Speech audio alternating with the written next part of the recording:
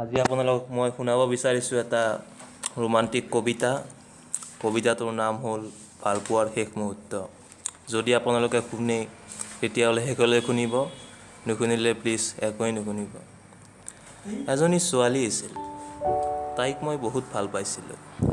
আচলতে ভালপোৱাৰ সঁচা আচৰণ মই তাইৰ পৰাই শিকিছিলোঁ।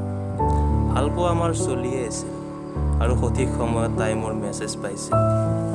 আমাৰ ভালপোৱা গভীৰ হ'ল আৰু এনেকৈ তাই মোৰ ভালপোৱাৰ লগৰী হ'ল।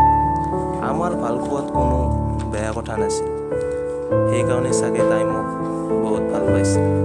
সদায় ৰাতি ৰাতি আমি দুয়ো মেছেজ কৰিছিলোঁ আৰু তাইৰ মেছেজ পাই মই বহুত আনন্দিত হৈছিলোঁ।